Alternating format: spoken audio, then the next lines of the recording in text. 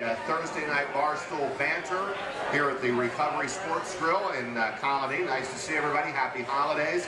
I'm Rodger Wyland from News Channel 13 and Fox Sports 980. Make sure you tip your bartenders well tonight. Obviously, the holiday season is upon us, and make sure you sign up to rant. I understand we have 6 ranters already signed up for tonight. That's great. We can go as many as 10, so there are 4 more spots open to sign up to rant. And when you do rant, you'll be ranting on Facebook, because we put these rants on a Facebook page, and you can see what it's all about. All right, and we welcome you back to Barstool Banter. And a good friend of mine is Ray Brownell, local sports agent here in the Capital Region, along with J.R. Rickard. Ray, good to see you. Roger, thank you for having me. Great, good to see you as always. And Ray and I team up every Friday on Big Board Sports at 10 o'clock in the morning to talk about Week 15 of the NFL. But I thought we would at least start with talking about what is life like as an NFL sports agent. Well, I'll tell you, every day is different. It's a crazy business. You know, the movie Jerry Maguire did a lot for the business in good ways and did a lot for the business in bad ways, because people have this perception based on what they see in film and on TV about what being an agent is. And what they didn't show you in that was a lot of the behind-the-scenes stuff that agents do, as far as educating their clients, getting them trained properly, taking those 3 a.m. calls, all that kind of stuff. But, you know, it's a great business to be in. It's competitive as all can be, and that's one of the things. You have to understand the nature of the competition, because there's only a limited number of these athletes that come out every year that are going to make rosters. You know, there's a finite number of positions on National Football League teams, and in this new CBA, they didn't increase the practice squad, nor did they increase the 53-man rosters. There's going to be no more additional opportunities, additional slots for guys. So the competition on athletes is tight, and the competition on agents to represent those athletes is incredibly difficult. But you and JR have been at this for a while now, so I mean, your name is out there. You know, JR Rickard, Ray Brownell, out there quite a bit now when it comes to the National Football League and the recruiting of these college athletes to get them to sign with you and all that.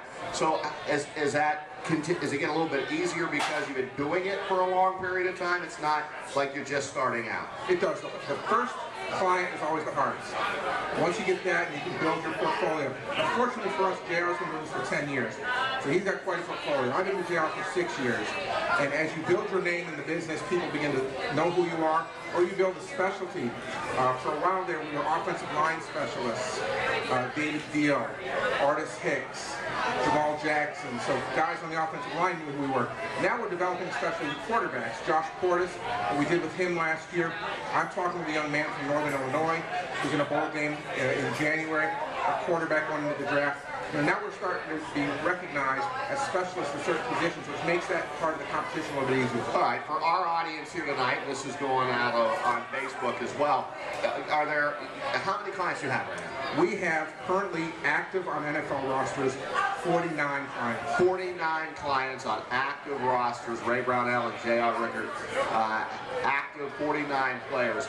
Throw out a couple of names that maybe this group here would recognize of some of your bigger clients that you have over the years. Sure. Joshua Cribbs, who is the wide receiver, running back, punt returner, all around demon, special teams and offensive demon for the Cleveland Browns. Hakeem Nicks, wide receiver for the New York Giants. David Deal of the New York Giants, offensive lineman. Jamal Jackson, offensive lineman for the Philadelphia Eagles. Impressive, impressive. Yeah, we're lucky. I mean, we've got some great names in there, some guys who've been successful in the league, and some guys who are up-and-comers in the league as well, like Chris Obanaya, who went to Cleveland a few weeks ago, and you know, they had a terrible running back situation, and he's gone there and made a name for himself, and now has an opportunity to stick on that roster. So, you know, just a lot of great guys, and guys who we like being involved with, and guys who make great opportunities for themselves in the league. All right, one thing I would think about your job as an agent, you got to go out and see these guys play. You got to meet and greet. So in a given year, once that college football season starts in September, Ray Brownell, how many games are you seeing? How many kids are you seeing? I'll be going just about every weekend in the fall and into the winter. I'll see anywhere from 15 to 40 games live in person and visit with on average 10 to 12 prospective clients. And out of that, we'll probably net 1 or 2. That's just how the numbers work. That's a good number, and Ray, you guys are doing a great job, and watching those college games got to be a lot of fun, though. It is a lot of fun. That part of it I can handle. It is. It's a lot of fun, and you're looking for talent. You're looking to see guys who are not only making plays on the field, but you're doing investigative work. You're talking to friends of theirs along the way, because when you invest in a client, this is something people need to understand about the agent business. You don't just sign a guy, he gets drafted, and then you do nothing. When you sign a guy, you're investing a significant amount of money into that player in pre-combine and pre-draft training, and those dollar amounts have just gotten astronomical lately. I mean, I can tell you, there's a guy that we're talking to now as a potential first-rounder from a college that's very important in your life, and the investment in him for training and expenses in that time frame from January till the end of April when the draft comes, it's almost 6 figures. That's a lot of money. It's a lot of money.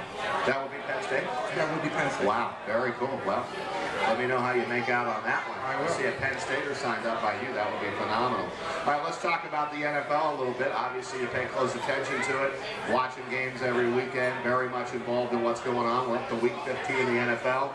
Green Bay, the clear-cut best team, and then where are you going after the Packers? Well, I'll tell you, it's really a crapshoot after that. If you look at the NFC, I think you've got to look at New Orleans as the team best equipped to challenge Green Bay and have a shot at knocking them off. Beyond that, I just don't see it happening. I think the other teams will be a war of attrition. I do see the Giants winning the division. You got the Giants winning the NFC? That game last week was so critical for that team. This is a team, and why are we not talking about Eli Manning as MVP? Now, I know Aaron Rodgers is going to run away with this thing, but I'm not hearing anybody giving Eli Manning credit as MVP. And you look at, he has carried this team on his back. And that's my definition of MVP. I think the Packers, if they lost Aaron Rodgers for a couple weeks, would be okay. Giants lose Eli Manning, they're done. And he should be getting a little bit more discussion nationally for MVP. He's done a great job this season. You know, I read an article today in the New York Daily News when they were talking about the fan vote in the Pro Bowl. And Eli Manning would not make the Pro Bowl right now if you just go by the fan vote. They had Cam Newton ahead of Eli Manning in the fan vote. Now, the coaches obviously are going to get a say here, and players, so he'll get in. He'll make the Pro Bowl this year. But how about that? The fans right now not showing him enough respect. No, and you just look at what he's doing. I mean, he's carrying that team, and he's become quite the finisher. You watch this guy over the years. Early on, he was inaccurate. He threw, interceptions. He's matured in a lot of really wonderful ways for this team. Yeah, they got the Super Bowl, and you can argue was it lucky or was it not? Doesn't matter. They finished the game and won. But he's learned how to rally this team from behind and win games and finish games, and that is going to carry them forward a long way. Do you have a dark horse at all, Ray Brownell, that you think could make a little bit of a run that, we're not talking about all that much? And is it the Atlanta Falcons? Can they get on a bit of a roll here? They play tonight against Jacksonville. Is there a couple of teams out there that you think could be dark horse teams where you got a nice playoff scenario all designed here tonight? Right now, the Falcons are the 5 seed in the NFC. They have Jacksonville tonight. They're at New Orleans, and then Tampa at home. That's a pretty favorable schedule for them. They should be okay. They should make the playoffs as a 5 or 6 seed. Detroit is a team that I like a lot. They got 2 games on the road out of 3 here coming up. At Oakland, San Diego, at Green Bay. That's not an easy schedule, so somebody could sneak into that spot. Could be Chicago. They have Seattle, at Green Bay, and then at Minnesota. 2 very winnable games for the Bears. At Green Bay, depending on what Green Bay does, if they go full throttle to get the undefeated season, or if they lay back a little bit, Chicago could go at least 2-1, possibly 3-0 to get that 6 seed or the 5 seed, depending on what happens to Atlanta. I don't like Dallas's situation at all. They're at Tampa on Saturday night, Philly at home, and then at the Giants. I think they lose 2 out of 3 of those games, and that knocks them out. Cowboys out. I don't think Philly has a shot. I think the Giants beat Washington. I think the Giants beat the Jets next week, and then they beat Dallas. And win the next 3 to win out and go 10-6. You got to run the table then. They'll run the table. Watch out for San Francisco. I don't think they'll finish with the 2 seed. They won't get the bye. I think New Orleans will get the bye. But they can give some people some problems. I think it's a Green Bay New Orleans NFC Championship. Okay. I got to ask you before I let you go, and we appreciate Ray Brownell, our local sports agent, joining us tonight for Barstool Banter. Where do you stand in the Tim Tebow mania? I mean, he's done nothing but really win. He's 7-1 as a starter, so you can't knock the record. No one really thinks he's a great quarterback by NFL standards, but he is 7-1 as a starter. Well, and that's it. You have to judge a quarterback on a number of things, but the most important is wins and losses. And he's 7-1. And you can't take that away from him. He may have the most unorthodox throwing motion. He may not zip the ball the way he needs to. He may not be as accurate as you would want in a quarterback. But here's what he does have. He has leadership qualities that rally his teammates around him. And he has a defense on this team that is really emerging. And you put him together and his ability to win games and finish games with that defense's ability, that they've come a long way to Denver defense. They used to be a good defense. They're a good defense. Miller is definitely Rookie of the Year material. He's been a tremendous asset to that defense. When you combine that, and it's no wonder they're winning. They're not winning because of Tebow. They're winning with him. And at the end of that Chicago game, I watched the replay the other night. I mean, they had no business winning that game. None. And there's a number of these games, as he's gone through the season, they have no business winning. The Miami game, they were down late in the fourth, maybe 2 scores. Yeah. So you got to give the kid, he's got the it factor. He gets it done. People respond to him. They rally around him. You know, you can't discount that. And he's not the best looking quarterback you've ever seen. He doesn't throw like Elway or Marino, but he wins games. You got to give him that deal. I couldn't convince my partner John Palmieri to take Tebow and Denver to knock off New England. Can I convince you? No. New England is playing for a playoff seed. You look at the AFC standings right now. You've got 3 teams at 10-3 fighting for that 1 and 2 seed. Patriots are 10-3. Their schedule is at Denver, Miami home, Buffalo at home. They need to win those 3, and they will most likely be the 1 seed in the AFC. Baltimore's at San Diego, Cleveland home at Cincinnati. They could stub their toe this week in San Diego. Watch out for that. Houston, remember, quarterback issues. Rookie quarterback TJ Yates, good player.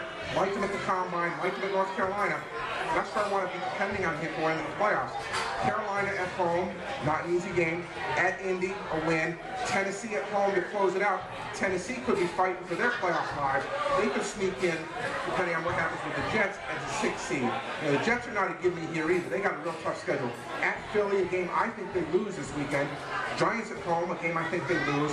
At Miami to close it out, not an easy game in South Florida. Jets could lose the next 3, finish 8-8.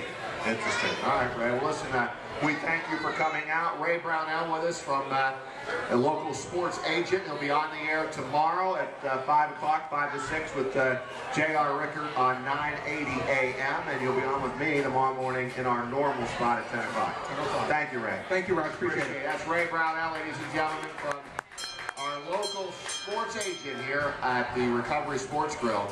All right, the next part of what we do is you. Do we have